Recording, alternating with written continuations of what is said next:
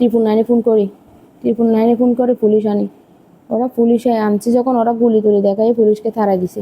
থানার সাহায্য না পেয়ে কোর্টে গেছি, কোর্ট থেকে একটা আমি ওদের নামে মামলা করছি।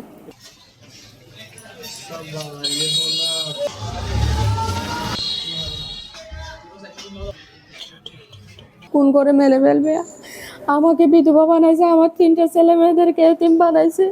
যখন 2019 সালে ঘরটা স্টার্ট করতেছি তখন থেকে চাঁদ নামের একটা টিম আছে, চাঁদাবাজির টিম।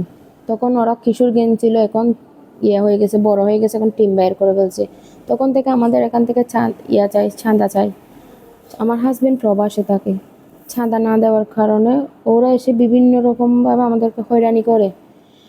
ওরা ড্রাগস করে, ড্রিঙ্ক করে, ওগুলা নিয়ে আমাদের ছাদের উপরে উঠে আড্ডা করতে চায়। কারণ এখানে কেউ থাকে না, আমি আর আমার ছোটো যা থাকি। আমার ছোটো জায়ের হাজবেন্ড, আমার দেবরটা কাতার ছিল। জীবন অবাক না করলে কে করবে? 28% মিল্ক ফ্যাটের অবাক করার সাথে ফ্রেশ মিল্ক পাউডার। জীবন অবাক করুক প্রতিদিন। আমার হাজবেন্ডের প্রবাসে থাকে, প্রবাসে যায় আর আসে, এরকম আর কি। ওরা বিভিন্ন রকমভাবে আমাদের থেকে চাঁদা চায়। চাঁদা না দেওয়ার কারণে 2026 সালে এসে এপ্রিল মাসে পাটগুলা ভাঙচুর করে, সব কিছু যখন ভাঙচুর করে, তখন আমি বাসায় একা ছিলাম, আমার ছোটো যাও ছিল না। আমি হঠাৎ আমার 999 ফোন করি, 999 ফোন করে পুলিশ আনি। ওরা পুলিশে আনছি যখন ওরা গুলি টুলি দেখায় পুলিশকে তাড়াই দিছে। আবার ফোন করি, আবার ফোন করার পরে আমি বলছি পুলিশ তাড়াই দিছে। আবার বেশি করে পুলিশ আসে, করছে, ওদেরকে আটকাইছে। ওরা নিচে ভাঙচুর করছে, এখানে উপরে উঠেও ভাঙচুর করে, আমার বাইরে থেকে দরজা লক করে দিছে। লক করে দেওয়ার পর আমাদের কিচেনটা হচ্ছে 3 তলায় উপরে গিয়ে আমার গ্যাস সিলিন্ডার এবং কারেন্টের বুট সব কিছু ভেঙে ফেলছে। আমাকে পুলিশে এসে বাইরে থেকে দরজা লক করে দিছে, ওটা পুলিশে এসে খুলে দিছে। আমি তাদের নামে একটা মামলাও করছিলাম, তাদের নামে একটা তখন মামলা করছিলাম কোর্টে। থানাতে মামলা এজাহার জমা দিছি, ওসি সাহেব সিগনেচার করে নাই, আমার মামলা গ্রহণ করে নাই।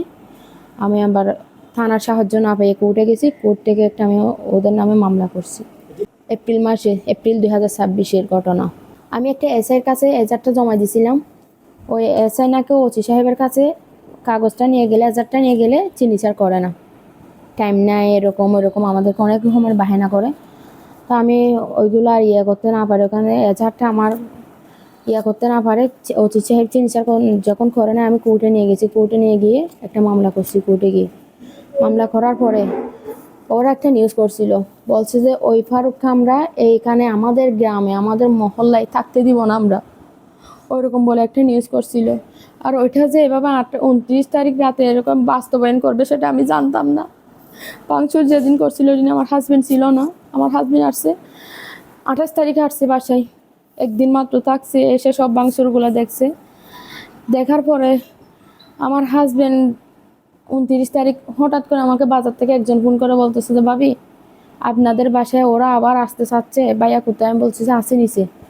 আমি ফোন কাটি দিই নাই, ফোন আমার লাইনে আছে, দেখতেছি হঠাৎ করে বাইক নিয়ে চলে আসছে। এসে আমার হাজবেন্ডের মারার পর রক্তাক্ত হয়ে আমার কাপড় এখনো রক্ত লেগে আছে। আমার হাজবেন্ড কি করছে, উপরে তাড়াতাড়ি দৌড়াই এখানে ঢুকতে চাইছিল। আমি বলছি এখানে যাই না, বাসায় এসে আবার আক্রমণ করবে, এরকম বলে আমি রান্নাঘরে লুকা রাখতে নিয়ে গেছিলাম। ওখানে দেখছি যে ওরা উঠে, কয়েকজন লুকে উঠে আমার হাজবেন্ডের সাথে হাতাহাতি করে ছাদ থেকে ধাক্কা দিয়ে ফেলে দেয়। আর ওরা যে ওই দিন যে বলছিল আমার হাজবেন্ডকে এখানে থাকতে দিবেন, ওইটা যদি বাস্তবায়ন হয়ে যাবে 29 তারিখ রাতে, আমি জানলাম আমি এখানে থাকতাম না, আমার হাজবেন্ডকে আমি এখানে রাখতাম না। ফেলে দেওয়ার পরে আমি হঠাৎ করে ফেলে যখন দিয়েছি, আমি তাড়াতাড়ি নিচে নামে আমার হাজবেন্ডকে নিয়ে নেওয়ার পরে আমার হাজবেন্ড যখন পড়ে গেছে, ওরা দিশাহারা হয়ে গেছে। ওরা মনে করছে আমার হাজবেন্ড মারা গেছে। দিশাহারা হয়ে ওরা এক একজন এক এক রকম ছড়িয়ে পড়ছে।